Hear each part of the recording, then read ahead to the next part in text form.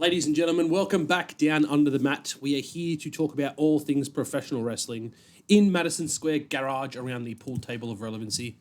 This is Mr. Dan Danielson. I'm Rowdy Roddy Reece, and we're here to do our review of Elimination Chamber based in Toronto, Canada. And my God, what a pay-per-view it was. Let's get into it.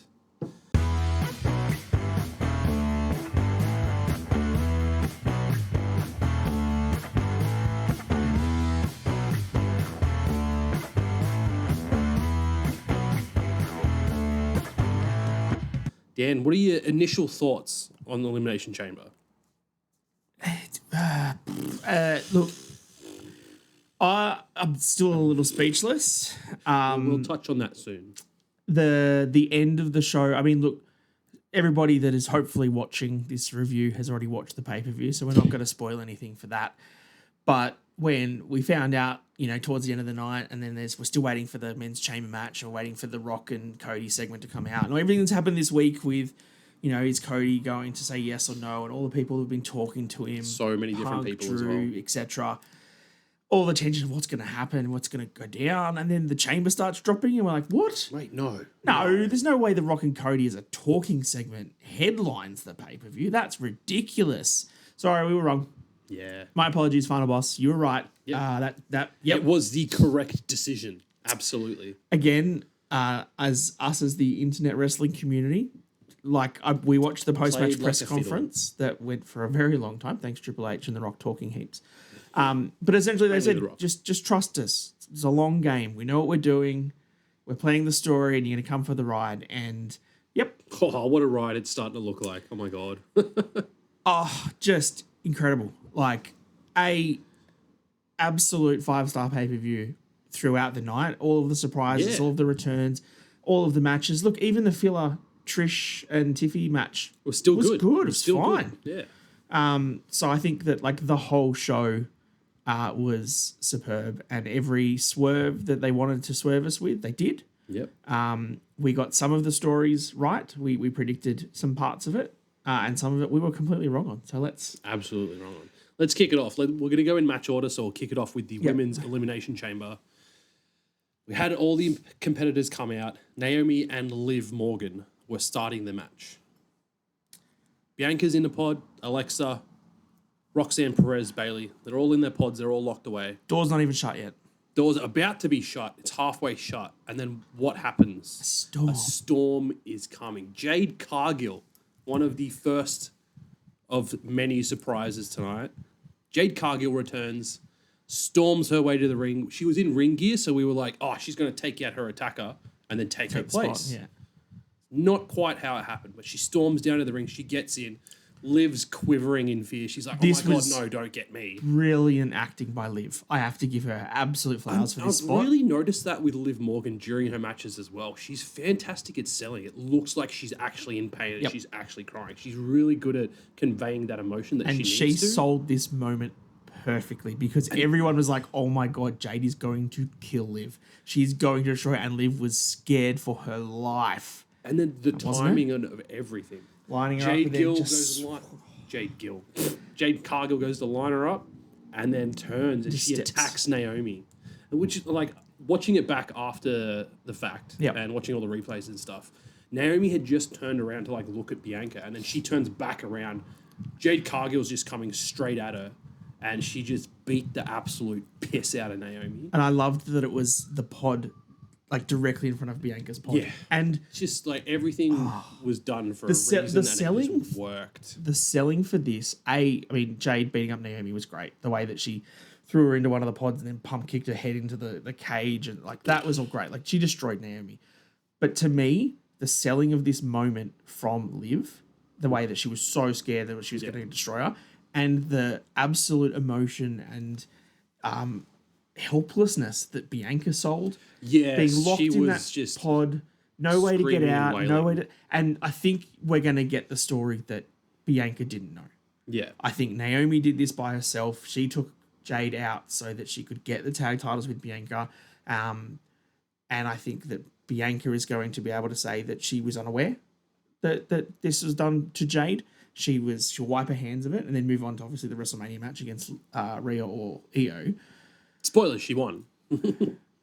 I forgot that part. We haven't talked about that yet. But yeah, just the selling from all of this was great. And then once Jade took Naomi out and then they announced that she wasn't going to be able to be in the match, she got stretched out. Then Liv, obviously being the only one in the match, getting in front of Bianca's pod and like tapping on it saying, "This was your fault. This is all because of you." Oh. Cinema. And then first person out of the pod, guess who it's going to be? It's going to be Bianca. That was brilliantly booked. I think this whole women's chamber match was booked to perfection. There was a spot in the middle of the match that you and I were talking about where the elimination of Roxanne or Bailey, I can't remember, where they just like hit 3 finishes in a row. Like Liv hit the Code breaker into a KOD, into a splash from Alexa, 1, 2, 3, they were done. Yeah. It was just, everything was so well timed and all of these women just did a really good job. There was, I mean, the spot everyone is going to talk about is that Bianca hair whip. Oh, absolutely devious. It was loud and left a mark instantly on Liv. But that was great. I mean, Alexa came in and like you and I said before the match, she was the one that had no storyline going into anyone else. Everyone else kind of had a thing. Yeah. So it was good to see her get her spots. Not sold on her being rolled up by Liv. Yeah. But, like, that's the thing. You got to do those sorts of eliminations in a chamber because it does bring a little bit of spice to it, a little bit of shock and awe and unexpected happenings. Yeah. So, in hindsight, I get it, but we just sat there and we were just like, oh, my God, no. Because that was our pick to win because she had no stories to tie her into anything else into the lead up for WrestleMania. Yeah. Everyone else had something that could have potentially happened. But I think the point with Bianca and Naomi dropping the tag titles to Liv on Monday and then Jade coming back and taking out Naomi unbeknownst to Bianca, kind of then it's that opens Bianca now up to go back to solos, back to singles. Yeah, absolutely. You assume that now you got her against obviously somebody at WrestleMania. You're probably going to have Jade and Naomi as a match at WrestleMania. And then Liv and Raquel can go off and do maybe Damage Control or something along those lines.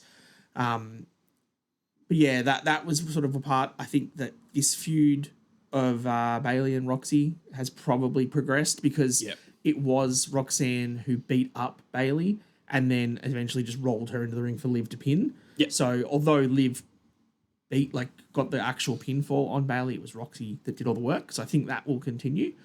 And yeah, I think that they all looked really good in this match. The end couple of minutes and the finisher reversal to finisher reversal to finisher reversal to finisher Liv and Bianca reversal. did absolutely amazing with that finishing segment, and Great. it kept you on the edge of your seat because both women looked like they were going to seal this victory for sure. Absolutely. And I think that they picked the right winner based off, I guess, what storylines will now come out of this. Yeah, and I'm really interested to see how it unfolds because following NXT since the Black and Gold era when Bianca came in and Rhea came in, they've got history of going face-to-face and being at odds, but I don't ever recall them really having a one-on-one match, so I'm really interested to see how that's going to play out at WrestleMania should Rhea retain against Io, which we think is a likely scenario. I think so. But I don't think you never know these days. Yeah, I don't think that's the match to do a triple threat with. Yeah. Like, I feel like a lot of the crowd and a lot of the internet community is definitely behind Io. And I think that she deserves a prominent spot on that card. Yeah. But I don't see her fitting in with a Bianca and Rhea match. And we're now 6 weeks out from WrestleMania, 48 days by the time this goes out. And no Becky Lynch returns so far. So it's going to be interesting to see if our theory pans out where Becky faces Lyra for the Intercontinental title. Maybe that's somewhere that Io could slot into if she doesn't get looped into this World Heavyweight Championship picture. Yeah, possibly. Yeah, I haven't thought about that sort of thing. Maybe Io drops that. I still think it's a Damage Control match. I think maybe Kyrie comes back and you get the Damage Control with Io, Kyrie, and Dakota against... Yeah, because Asuka's... She's been out injured and now she's dealing with some personal issues. Yeah. So I don't think she'll be back anytime soon with that sort of I threat looming around her. I can't see it. That's which sucks. That we'll talk about that on another podcast, I guess. But yeah. Great chamber match. Yeah, do you have other way points, to kick off the show. Other points for this? I mean, I think that we were kind of seeing if there was going to be anything Wyatt 60 that was going to pop up with Alexa. Yeah, nothing really. I mean, she had some stares to her at some points during the chamber, but that's just Alexa Bliss's character these days. She's got those sort of like deadpan, like looking into the distance stares. So Yep. I guess we'll see what happens over the next few weeks, and hopefully that builds into something for her for WrestleMania. 29 minutes and 15 seconds this match was, almost as long as the men's match. So it was given obviously a lot of time. They all hit their spots really well. And then on the post-match presser, the stuff where Big E and Sam were talking to Bianca about, can she focus now? Because obviously when she walked to the back, Rhea and Io both came out to sort of, meet her at the ramp. And Bianca pretty clearly said that, she's got to sort out what's going on with this situation. She's got to find out, how that went down.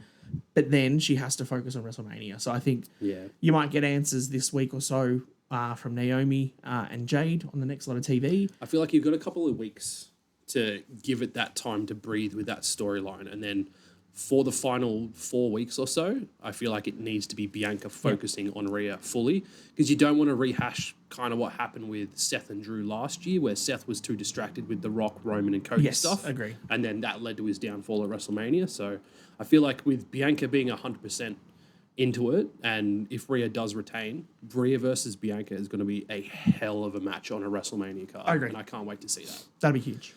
Moving on the show, we next had the Tiffy and Trishy time versus Nia and Candice LeRae. I actually saw an interesting tidbit just before we start touching on the match. Nia and Candice started working together because Nia wanted Candice LeRae, and she sees her as someone who's able to help Nia evolve and grow her character, because we all know Candice is amazing in the ring. When given the spotlight, she can do the work, and she has the character to be able to pull off pretty much whatever you're going to throw at her. So Nia seeing that in Candice and getting them to work together is great. Like, it's been paying off for Nia Jax especially.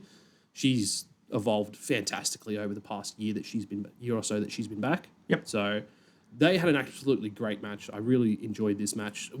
The result was what was expected. Yeah, of course. So you really had to have Trish in her hometown winning, and also Tiffy getting a win on that road to WrestleMania where she's going to be facing Charlotte. Yep. And I feel like from now on, Tiffy needs to be shown in a very strong light, not getting taken out week by week against Nia or Candice or anyone. It just needs to be focused on Tiffy and Charlotte, and that's it. Yep.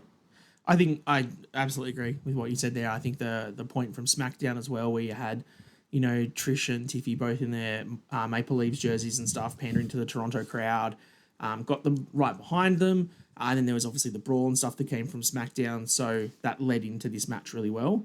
Yeah. I think you got the spots you wanted from Trish. I think you got obviously the power spots from Nia and everything that she normally puts into the match. Like you said, it's because you started this. It's your fault. Candice, and we said this when we were walking in, that when they were walking in, was that I think Candice is such a great pick for with Nia because she's so small. She makes Nia look so big. Yeah. And when you had Nia with Tiffy, there was still obviously a size discrepancy, but it wasn't as big as it is with Candice, and it just makes Nia look just even. And I feel more like not to sort of throw shade at Tiffy, but I feel like there's also like the perception of maturity between Nia and Tiffy when they were together as well, because Tiffy sometimes has that very like ditzy blonde character, and that was pretty much the forefront of her character when she was with Nia. She's kind of moved away from that a little bit now, and she's starting to stand on her own 2 feet. A little bit. But like there's still hints of it. I'd like to see them try and move away from that. But from some backstage reports, like when she was in NXT, that's just apparently how Tiffany Stratton is. Oh, I 100% I can see her as she is. I mean, she was a gymnast and stuff. She's a girly girl. She's a Barbie girl. She loves pink. You can see that. But to your point, I would like to see at some point between now and WrestleMania, she outsmarts Charlotte. I would love to see her take out Charlotte at one point. I don't want her to take her out if you want to, but I don't want it to just be not so much dumb luck or like just a brawl where she wins. I want there to be a point where she's smarter than Charlotte. Yeah. Because at the moment, Charlotte's gotten the run on her on everything, right? She's been one step ahead the whole time. Yep. And Tiffy is your champion. And Tiffy, she failed her cash-ins over and over and over again and then finally got it done. Yeah. Which doesn't paint her to be the smartest of characters. So I would like to see, if you want to try and put her on the level of Charlotte, and we, fingers crossed, she goes over Charlotte at WrestleMania and wins, you needed her to do that not in a fluky way. You need her to actually put something over and be smarter than Charlotte and beat her at something. So hopefully that's what it is. This match was great for the Toronto crowd. Realistically, it was great to see Trish. 25 years of Trish. She still goes strong, man. She's still going strong. Because I think one of the stats was the only 2 active wrestlers from WrestleMania 18 when they were last in Toronto, The Rock and Trish Stratus. That's a crazy stat. And they were both on the card tonight. Which is, very fun. That match was fine. 11 minutes, didn't go longer than it needed to, didn't go shorter than it needed to. No, it didn't feel like it dragged out at any point. It really held your interest for the most part. And then, I was surprised that Trish wasn't the one to get the hot tag at the end. It was Tiffy, and then they did a little back and forth tagging. To get on top and get the finish. I mean, there was also the point where Tiffy kind of went up for the best moonsault ever and then kind of wobbled, and Candice had to push her a little bit to help her from falling over because that could have been pretty dangerous. And obviously the point towards the finish where the veteran Trish moved out of the way of the moonsault, so Candice hit Nia, and then that's what got them the win. Oh, moved out of the way. Yeah, well, she's a veteran, mate. I think that spot was fine. I just don't want them to tease the tension between Nia and Candice and stuff. Let's move on. Stop trying to split tag teams all the time. Triple H, they're good. Let them be. Yeah, shit happens. It just happens. Let them. I mean, look at Grayson Waller and Austin Theory. They've been teasing that split for 10 months now? No one cares anymore. Yeah. That's why Grayson's over in Vegas watching the rugby league, not at Elimination Chamber. Go the Raiders. If you were wondering what the jersey is, that's what it is. Moving on. Probably our most anticipated match. This match. Of the night. This match. Kevin Owens versus Sami Zayn. Unsanctioned. Unbelievable. I did take a little note from something that Dan said about the presentation of the match. Because the presentation was very dulled down. It was very NXT. Raw Underground was the type of feel that Dan said. Yeah, lights off everywhere. Yeah, lights off everywhere. They really went for that really diminished sort of look in the ring, and they absolutely smashed this match out of the park. I mean, let's talk about the build up to it as well, right? You had last week we talked about the promo of KO being super creepy to Sammy's family. Yeah. Then Sammy's really emotional promo on Raw saying that he went to KO's house and he wasn't there, but he talked to his mum, who he's known forever, and had dinner with her. I'm like, well, that's a lot. And then very personal.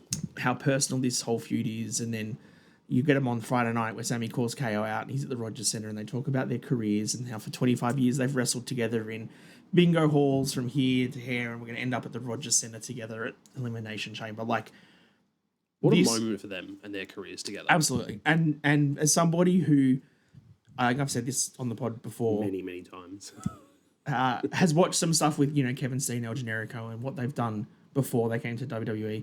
And you even brought up the significance of the apron powerbomb to this match being the point when KO showed up in NXT and turned on Sami was with his first night on NXT in a match. He wins his match, and then later in the night when Sami finally gets to the mountain and gets that NXT championship, turns on him straight away. Every moment in this match felt personal, and everything felt like it was a targeted spot. The carnage that these two guys put together, and we knew it, right? Mayhem. We knew going into this that they were going to do everything to hurt each other, and the trust that obviously they have as competitors together, knowing they trust each other to not hurt each other. The spots outside where they would go brawl through the crowd with a trash can. I love the call of Pat McAfee saying, "Oh my God, he just hit him with Dominic Mysterio." I think Wade's response to that was unwarranted, but funny. Yeah, absolutely. Perfect. The way that they went through, Sami put KO through two tables on the outside near the crowd. Yeah, how they were discreetly disguised as just generic tables. That's what I liked. It wasn't, they had cans and popcorn stacked up all over them. Yeah, because normally those tables have got a black thing over it with cables or something. It's oh, this is a production table. Look out. And everyone knows, someone's going through that. Yeah. But these ones, they had drinks, they had bottles, they had other stuff on it, and they just bang straight through it. That was popcorn flying everywhere. That was sick. The obviously double table spot was quite sick. Oh, that was mental, dude. Mental. The barbed wire chair. The chair spots were amazing. Holy crap. The half Nelson suplexes that Sami hit KO with, and the second one where he just flattened a chair. Just crumpled it. That was amazing. The barbed wire chair.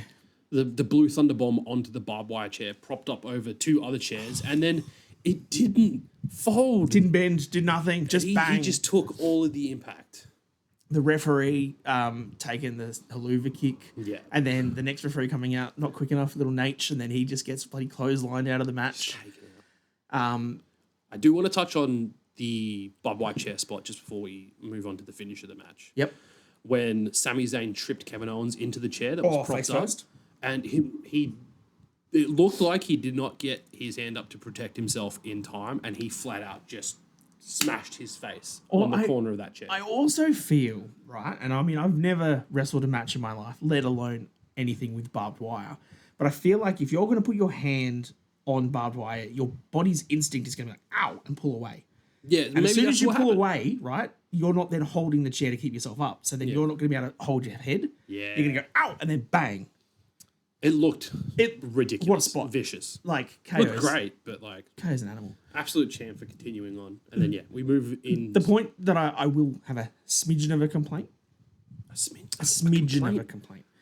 And I get it was to do with the drama of the match. Was Michael Cole keep on saying, somebody stop this, somebody stop this. It's an unsanctioned match, Michael Cole. We can't stop this. Yeah, actually, I agree with you on that one because I was saying, Michael, it's unsanctioned. They can't do anything. And then, several times. And then when, you got Jason Jordan and Petey Williams and all the other producers coming out. Everyone's coming out and try what are you doing? Try and help. You can't do anything. It's unsanctioned. It's not your problem. And you even pointed out. They signed it. They covered over the WWE things on the ring posts. Yeah, the logos on the turnbuckles. Unsanctioned. Because I remember seeing like a bag. Well, it looked like a bag sitting under one of the turnbuckles. And I was like, what the hell's that? Did they get out a sack of thumbtacks without me seeing? No, it was just one of the covers had fallen off. Yeah, to cover all the logos. I connected the dots. So that was a slight annoyance at it, but I guess that was just I think it's a very small annoyance though. Oh, I feel like with the way WWE presents their product, that's a standard thing to happen. Regardless of whether it's a no DQ or street fight, which quite frankly, they're the same match. Unsanctioned, I get it that that's probably just their processes and how they want to convey that things are getting serious and like not good in the ring. Is having those officials come out, that's when it's like, oh shit's about to hit the fan. Can you not kill a guy, please? Yeah. So maybe that's just the way they present it. But yeah, it's Michael. You know the rules. You've commentated many of these matches in the past. But yeah, the spots on the outside. There was no pile driver, which surprised me. Yeah, bit of a surprise there. But pop-up powerbomb, the blue thunder bombs, the suplexes, and then the finish with the 2 powerbombs on the apron. Then he just rolled him in. And I was looking away because we had obviously NRL Las Vegas games on today. We had the Raiders game, so I was watching that for a quick second, and then all I heard was the ding, ding, ding, and I was like, "Wait, what? What did I miss? What happened?" Kevin just rolled him into the ring. 1, 2, 3. I think then the spot was then going to be him pulling up the padding, going pile for driving the concrete. on the concrete, and then somebody heard voices in their head. Randy Orton comes back. Yep, and you put this into the atmosphere, and I sucked it in so fast where you were like, oh, what happens if Randy turns and takes out Sami? And I was like, can he RKO Sami on the concrete right now? That'd be the greatest thing ever. No, it didn't quite happen. It didn't quite happen. But we did get a pretty amazing segment in the ring where KO's there. He looked disheveled. His face looked swollen from all the shit that had happened in this match, and he looked like shit, quite frankly. Randy Orton comes in the ring. KO tries to give him a stunner. Nah, boom, RKO straight away. Down. And then he lines up the punt. And then right at the last second, all the officials come in and hold Randy. Kevin slowly rolls out of the ring. And it was then that I turned to you and was like, that is your WrestleMania match finish. The punt. You cannot tease that and then not have it pay off in any sort of story capacity. Well, I mean, I guess that's your go line for their WrestleMania match, right? It's banned move versus banned move. Pile driver and punts both been banned previously. Yeah. That's, I think, where we're going to go with KO and Randy. I like this spot. I will give props to all of the performance workers pretending to be security guards for this, that all 8 really good RKOs. Yeah, they all did really well. Randy hit like 4 or 5 in a row, and they were clean. They were really clean RKOs. Great pop to see him return. Obviously, we go straight into the KO and Randy feud now for WrestleMania. Yeah.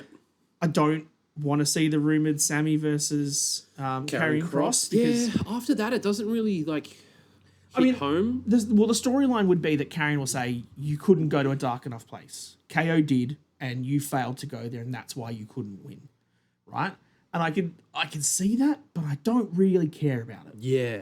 And that's the problem. And for someone like Sami to have gone from 2 years ago having a WWE Championship match against Roman Reigns in Toronto with the crowd, or Edmonton, whatever, Montreal, the crowd going ballistic for him, to winning the tag titles with KO at in WrestleMania, the first ever tag team main event, to then having a match against Karrion Kross.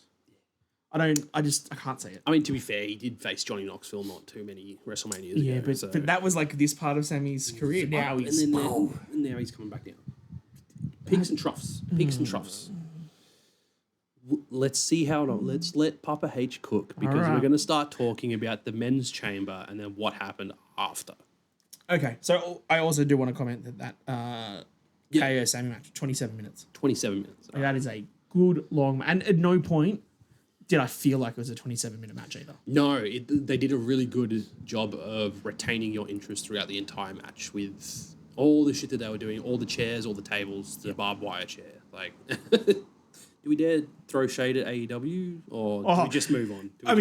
This was a much better barbed wire chair than we've seen previously. The chair was wrapped about 20 more times than the AEW one we had for Grand Slam. Yep. Moving on. It looks great. Men's Elimination Chamber. Yes. Seth Rollins and Drew McIntyre starting the match, rehashing their WrestleMania feud from last year. Excellent way to kick off. I'm just going to quickly go through the order of people coming in, and then we'll start touching on everything that happened during the match. Yep. Damien was the first out of the pod. We then had Logan Paul, John Cena, and your boy CM Punk was last. Yes, he was. What time is it? It's clobbering time! It's not winning the chamber time. Yeah. That was a little surprising. Yeah, look, I mean, if you've been on the dirt sheets throughout the week and watched some of the internet, the YouTube channels and stuff to do the spoilers. Punk's done a very good job of playing to the crowd. Because on the kickoff show that they had prior to SmackDown yesterday, yesterday for us as of recording, he specifically mentioned potentially having to sell his soul, maybe? Yeah. So that gets you thinking, is he going to win the chamber and align himself with The Rock? Because Cody says no. Mm-hmm. Because Rock and Cody segment should have gone before the chamber. But now, after seeing what's happened, we know. We know why. Well, it's also busted open, and Bubba Ray and stuff were talking about corporate man Punk possibly selling his soul. So, like, they had that idea. There was the rumor going around on the internet. Can you fucking imagine? Sorry to interrupt, but like, no, you're not. Just the significance of Punk selling his soul to The Rock of all people to get his main event at WrestleMania. That's how much he wants it. Like the history they have and the distaste that he had for The Rock coming back and taking his championship and his main event spot at WrestleMania when it should have been Punk versus Cena. But he's done the same thing this year. He absolutely has. He's done it again. He's done it again. He screwed Punk out of a main event. Unless the much theory triple threat match happens. Yeah, but that's not the main event. The main event is Cody. Main event. And Punk is not in the main event anymore. I guess the other thing to talk about would be the spoilers coming out throughout the week was that there was a very prominent reason why Cody was shown talking to Seth, Drew, and Punk before the match. Before he made his decision, was because that was the rumor of Cody was going to say no and someone was going to say yes, and it was them. Sowing the seeds of it being one of those three. I did like his little segment with the Miz as well. Yeah, tying the Miz in there was, I think, a really nice touch. The spoiler on the internet was that it was Drew. I had not seen any spoilers about potential winners this week. I saw a lot of posts this morning that were like potential spoiler for Chamber, and I chose not to look at them, and I'm glad that I did. And so the spoiler was definitely Drew. That was what people had reported on. And I'll comment on what Triple H said at the post-match press conference, where he had said that in this business that they try and do the swerve, they try and find the surprises, and they really just know. And some people just know, people work it out. And he goes, and when spoilers and stuff get out there, that really sucks when they put a lot of effort into getting that storyline ready and then someone spoils it. Do you reckon that spoiler was true, but then because it got leaked, they changed it? They couldn't have changed this in 3 days. No way. It's The Rock. He changes whatever he wants. Oh, yes, I think so. But I don't think so with something like John Cena. Because when you if you had changing the character arc of Damian Priest or of Drew McIntyre, I get it. That you could totally cover that up in stories, right? Yeah. John Cena, if his plan for the year was, this is my last year, I'm doing my retirement, I'm going to go to everywhere and kiss every baby, give everybody flags, I'm going to have the time of my life, everyone's going to love me, that's my plan. And then the Rock comes in last second and go, nah, that's not what we're doing. We'll be a heel. Yeah, all right. I see. You can't, that's not happening, right? So this was definitely the plan.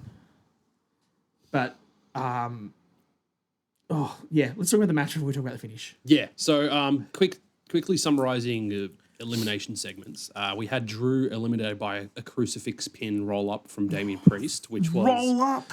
That was at the point... It was similar to when Alexa Bliss got eliminated in the women's chamber. We were just sitting there like, what just happened? Oh, my God. And if that's what they're trying to do to build for Drew versus Damian at That's WrestleMania... That's a piss-poor build. Oh, that sucks. Logan eliminated Damian Priest after Drew attacked Damian Priest after his elimination. So it was two eliminations in pretty quick succession.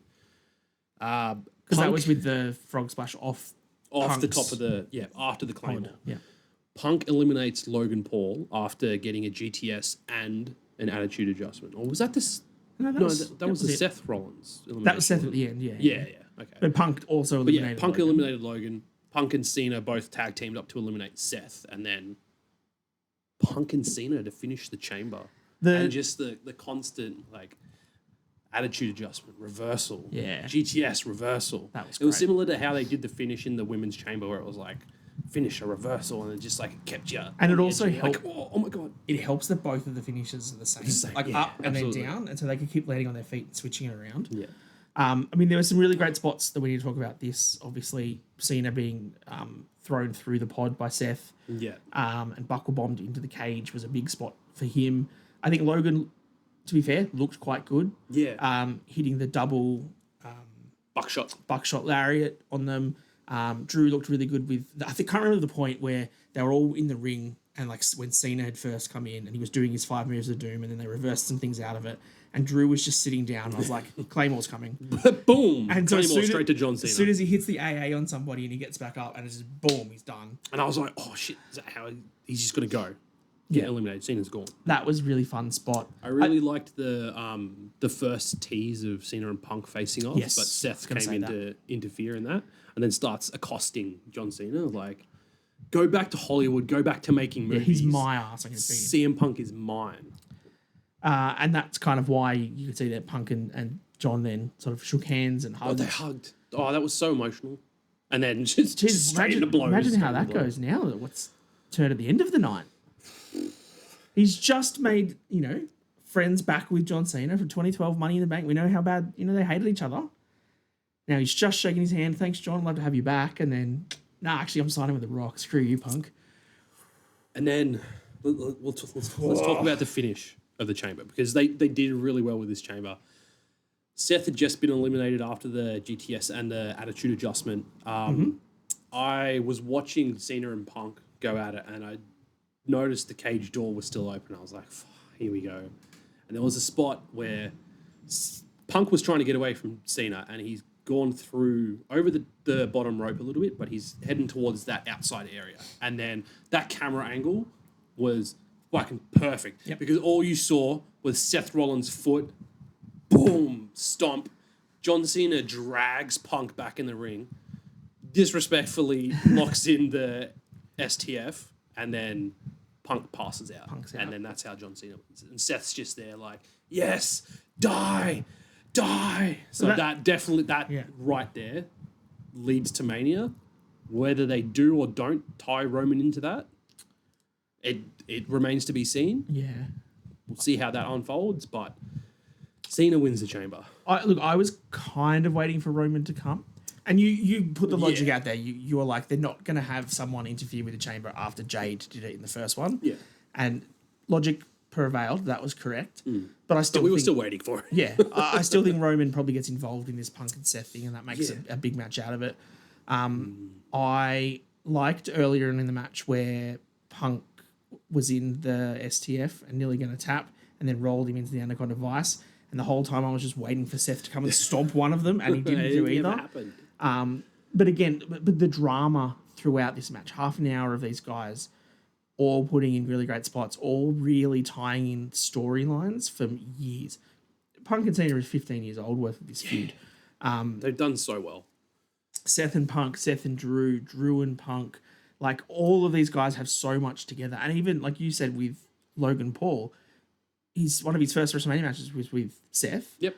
Obviously, he eliminated Punk from the Royal Rumble this year. So the way that they had every person have history with at least one or two people in that chamber match is ridiculous. Like Cena and Punk, Cena and Seth, they've had plenty of history. Recently, we've had Cena and Punk, Seth and Punk. Drew and Damien, Drew, Seth and Damien, not so much, but like a little bit with the World at Heavyweight title last World year. Heavyweight title stuff, and then Logan's had a couple of things with a few different people. So the way that they were able to tie that all together in the chamber, just like sowing the seeds, tying up storylines everywhere. I just absolutely loved that. Yes. And then the finish being between Punk and Cena, and then Cody comes out. Cena wins, the cage goes up, he points to the sign, everyone's excited, and then there's more than one royal family. Out comes Cody. And again, it's the little things, right? You even mentioned it the first time when Cena came out. You're like, he's in white sneakers. He doesn't normally wear white sneakers. Yeah, it was weird. And then Cody came out in a black suit. Cody doesn't normally wear black. Odd. Yeah, it's odd. Rock comes out with Travis Scott with his sage. No, a lot of people are talking about Travis Scott and perhaps crossing a line, being so involved in that segment. He didn't need to stay in the ring. He didn't need to go into business for himself at one point during the segment. So there's a part, if you go online, you can find it where he slaps Cody in the face. And he does not pull his hit but the Rock, whatsoever. The Rock did say this on the post-match presser. He did say that he had a chat to Travis Scott beforehand and said, if you're going to make your moment, make your moment. So he kind of like, if you're going to do it, right? Yeah. He fucking and he did. Just clocked Cody. Whack. Mate, like that was... I sat there with a smile on my face and tears in my eyes. This, like, from that embrace, after Cody said to Rock... let's go back to the start. Yeah. We go right back to the part where, the Rock starts talking and says that, like, Dusty... no, because we're friends. Because we're friends and now... Mama Rhodes and Mama Rock. Rhodes and all that sort of stuff. And we got some dusty roads ahead of us. Because what was the line that he said? I'm too focused on John Cena. Because there was a line that he'd said something about it being a bit dusty, and you didn't catch on to it that it was about dusty. It was like the American dream dies again. Yes. When he was asking for Cody's response, and it was just like... That's right. Like, oh, because he said... savage. And then it clicked, and I was like, oh, dude. Because his words were that if you side with me, the American nightmare can live forever. Yeah. But if you don't, the American dream can die again. Whoa, that's a line. I want it all, Rock. I want everything. But I don't have a soul because it belongs to them, gesturing to the crowd. Yep. And the John WWE Cena's all universe. pumped. Yes. He's like, Rock, go fuck yourself. Oh my God. We lost it. Great line. And Cena's reaction in the background to all this he was pumped too. Super, but it was the same as we saw, and this is what I love about this, is when you saw in the Royal Rumble, right? When was Joe Hendry in the Rumble with him? He was. And all that fun stuff was happening, and Cena was just like, oh my God, this is incredible. And everyone's like, you overreact. Cena, just stop being so extravagant. I think in this instance, it was like, it was well deserved. It was exactly and especially with what happened after. And then there's obviously nothing from The Rock. He doesn't say anything. He just stands there. Cena comes over, dabs him up, shakes Cody's hand, gives him a hug, looks at The Rock, and then the expression changes. And then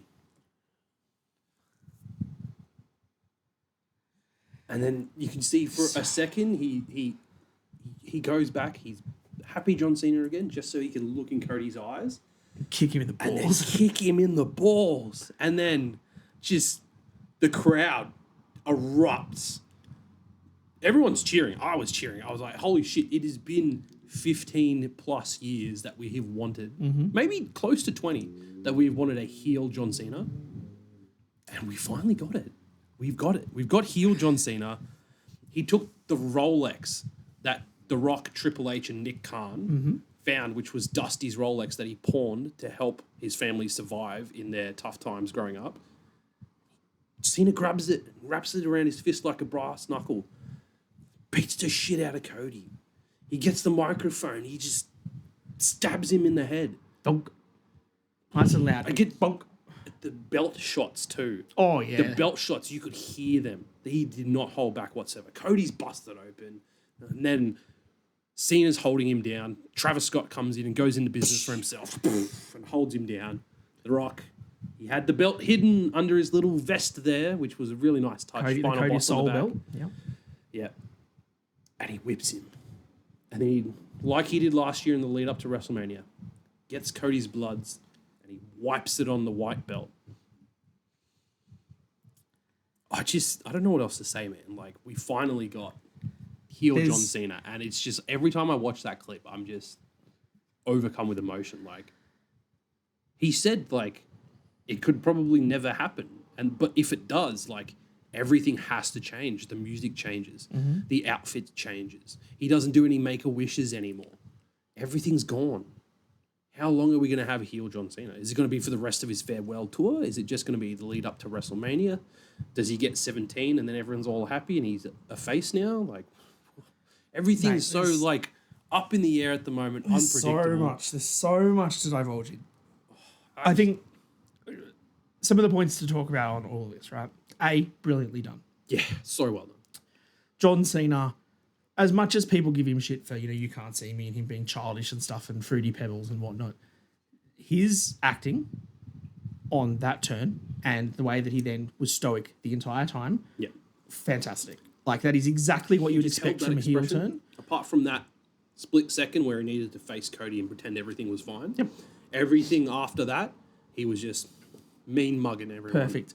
If you didn't watch the post-match press conference, John Cena was announced he was going to come in and talk. So he walked into the press conference. He grabbed the microphone, unplugged it, dropped it, walked out. Perfect. That's all. That's all we needed. We don't want anything from him right now. No. That is great. No. Cody loves a beating. Cody loves being whipped. Cody took that beating quite well, obviously bleeding and stuff. The choice of the white shirt, the white belt, all of that was obviously for a reason. This was cinematic. Choking with the necktie. Yeah, a bit Daniel Bryan on the nose there. But the thing is, like, the crowd, and The Rock also says this on the presser, that Toronto in general is a heel town, right?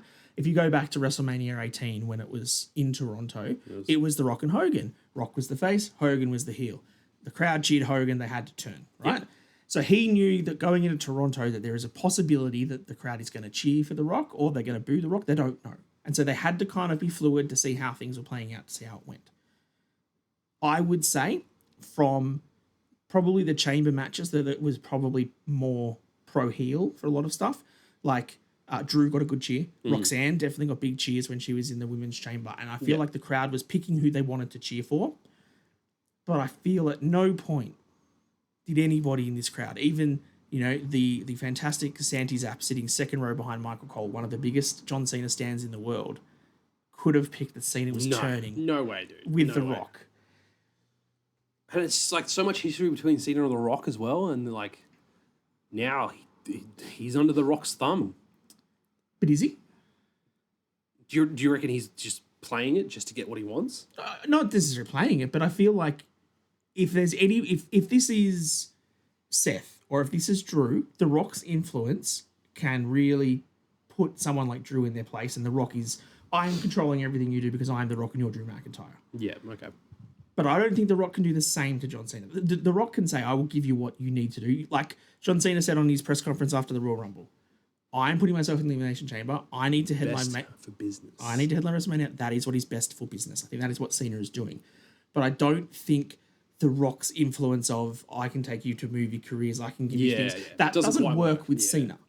So I think this is not going to be about... It's about 17, mate. Correct. 100%. It's going to be about the title. Because with Cody, The Rock was buying him sushi and fancy wine and a nice dressing room. And he bought him a truck and he'll fly you out to Hollywood on Monday to do whatever like that. Cena's got all that. Cena doesn't need any of that. No. So what is The Rock's influence over John? 17. giving him the title matches, putting him in the main event, giving him what he needs to win. And I think that's where this changes. And I didn't see that coming because we had our plan for John, falling short at WrestleMania, winning Money in the Bank, falling short all the way to the end of the year. I don't know if that's the story now. I think he gets it. You think he beats Cody? I think he gets it at Mania. I mean, Chris, our friend in our Discord, was talking about how he's kind of done with this Cody title run. Does this revitalize it at all for you? No, I think this gives a light at the end of the tunnel for some people, though. Yeah. I think this is, like saying, if this is John winning it, then great. Can you then see a heel John Cena, corporate person who's just won the title thanks to The Rock, who sold his soul to get there, against CM Punk? The man, tease me like that, who Daniel. would never sell his soul, who hated this company, who left, and he's come back, and look at you, John. Look what you've done to us. Look what you're now doing to that title. And then SummerSlam. And you run back Punk and Cena. I mean, Punk and Cena, but essentially opposite ends of how it was last time. Wow. Cooking. I think that's a fun match. And then you've got plenty of other stuff for Cena. I think this, let's be fair here, Cena heel run is probably a couple of months. Yeah, I don't think it stretches out too long. I think that he's going to want his proper farewell at the end to be and it's going to want to be a face farewell. Kissing babies, giving you on towels, throwing his t-shirts. That will be at the end of it. But I think this next couple of months where he is a heel, until something obviously causes his change of... Yeah, and that's the thing, that now that we're touching on it, what's going to happen to all those people who are super invested in John Cena as the hustle, loyalty, respect, never give up character? Mate, kids everywhere are going to hate it. And what's going to happen later in the year if they want to try and turn him face? Are those people still going to turn their back on John?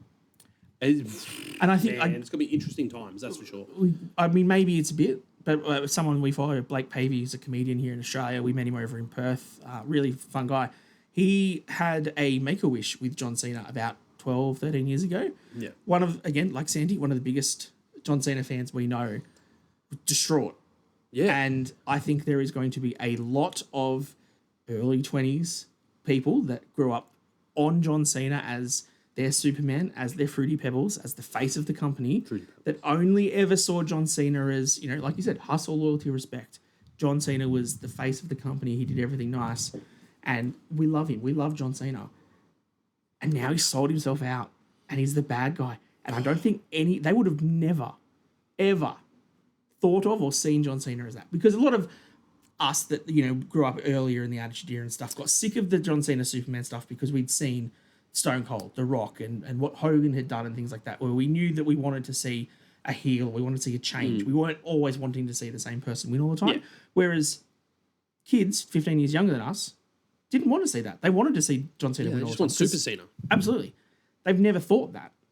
And now we're at an age where they're now going to get this Cena that's the bad guy, that sold his soul to The Rock, that's now taking out their current John Cena in Cody Rhodes. What a crazy parallel to think about. It's amazing. I didn't see it coming. I am painfully wrong that we have given... I mean, look, not fully. We've given The Rock shit for some of his promos, for his waffling on and some of the storytelling being vague, and we don't know what's going on. He waffled on in the bloody press conference. He did, and we were all, we don't know where this is going. It feels like he's just interjecting himself to make it all about him, and it's just thrown a spanner in the works, and nobody knows what's happening. Clearly, they knew what was happening, because this was the plan. And I think we've learnt we just need to sit back and trust Triple H. We need to trust WWE, and, trust The Rock in that when he says he's got a plan... 20 steps ahead of us. And this just absolutely goes to show it. Because we were all wrong. And the internet, we were all wrong. All us podcasters, everybody that's like, The Rock's just going to do business for himself. There's even a story during the week that the backstage presence at WWE, that they all got the shits. The superstars got the shits. That the Elimination Chamber poster that was put up everywhere had changed from all the faces in the chamber to just a picture of The Rock. And they were like, what's Rock going into business himself? Why is he being main event of it? This is exactly why. We get it now. Because this is possibly the biggest story in wrestling. Is turning John Cena... Yes. The biggest heel turn ever. The modern day Hulk Hogan NWO turn. Yeah. I mean, we didn't get trash in the ring. Bray Imagine Wyatt. he comes out with a fucking NWO shirt. Bray Wyatt was right the whole time. He was. He said it was in there all along for John Cena. And here it is. Here it is. Are we going to wrap it up there? I think so. I think we have to wrap it up there because there's not much more to talk about. We have very limited information when it comes to this turn. Rock didn't give us too much in the press conference. Cena gave us a great mic drop, literally. Well, the one thing The Rock did say was that Cena flew in from Budapest this morning to do the chamber, and he's flying back out to Africa tonight. So, as a note to sign off, I really want to talk to all the people online who are complaining about the fact we have very minimal John Cena in the first 3 months of his farewell tour. Yep. Can we just collectively try and think logically about this for a second? And the less dates we have at the start of the year means the more possibility that we're going to have John Cena on a week, 2 week basis in the later half of the year, which is when we want to see John Cena every week. Have open challenges every week. His farewell tour, I'm going to keep going until someone beats me. yeah, I mean, I can't see a heel. Prop everyone up like he did with the US Open Challenge. Give everyone a great platform to show their talent. But John Cena just comes out on top. I think smart business, right? Yeah. The road to WrestleMania, you don't need John Cena on TV every week to say John Cena is going to be at WrestleMania. You just need to say John Cena will be at WrestleMania. That's another thing I'm thinking about because, like, I'd say 2. We'll see John Cena 2 times before now in WrestleMania. Oh, maybe a couple more. Yeah, well, like, that's what I'm thinking about with this build-up to WrestleMania, especially after what's happened. Yep. We can't not have John Cena involved for half of that. Yes. It's like, what's Cody going to do every week? Come out and talk about my father and cry on TV every week like he did the last couple of years leading into WrestleMania? And you can't have matches against Solo Sikoa or leading all the way to the match too. I think over that. from a business perspective, and obviously The Rock is a businessman, he's on the board. He's told us that several times. He's also been in the business for a long period of time, in case you didn't know that. In case you didn't know, His family's in the grandfather, business. IGP. Generally speaking, the WWE's down period is post-WrestleMania, right? That lull between WrestleMania and SummerSlam is always pretty quiet, where they're resetting things, people are coming up from NXT. There's nothing really showing what's on TV. We don't know what we're going to do. How do you counteract a bit of a lull in your productivity? You put John Cena on TV. Cena on week. And if you have a heel John Cena and you have like that kind of like that would absolutely get people to watch in that lull period where you are a bit down. And like you said, I think it was that he signed for like 36 dates or something, right? So it was never a full-time run. We've had 2. Right? So he's had 2 matches, so he's still got 34 dates, let's give or take. Even if he's doing Raw and SmackDown towards the end of it and PLEs and stuff, you've probably got, you know, a good portion of like a 6-month period where he's going to be on everything. Yeah. That from WWE should be back-ended, right? Because road to WrestleMania, like I just said, you don't need Cena. You don't even need Roman Reigns right now, right? He will just show up on TV and you'll say, here's his match, and everyone will be super invested. The other guys, the workhorses, the Punks, the Seths, the Drews, the Codys, the Jays, the Gunthers, they're all carrying the product. But right now, WrestleMania is the sign they're all pointing at. WrestleMania is carrying the show. Yeah. You don't have to have John Cena there. Save John Cena for later in the year when you need him to get your shows, because people aren't going to care about watching Bad Blood or Bash in Berlin or whatever Bad they're Blood doing. Down Under. Oh, we'll talk about that later. Talk about that in another podcast. But like that's where you need Cena. And I think that's smart booking. And now with this heel turn and this complete change in character, I think what Triple H said was that Cena came out and dropped a nuke on the whole thing. And it feels like that's happened because I don't even know where this goes now. This is crazy times ahead. I don't even know what to think. With that note, I'm going to sign off with a nice catchphrase from Triple H earlier this week. Yeah. A industry-changing moment happened at Elimination Chamber. We're going to tie it off there. Thank you for tuning in. We have been Mr. Dan Danielson and Rowdy Roddy Reece. If you haven't already, go follow us on all of our social media platforms: TikTok, Instagram, Facebook, X, YouTube. More importantly, like and subscribe. We will see you next time down under the mat. Thank you. Too sweet.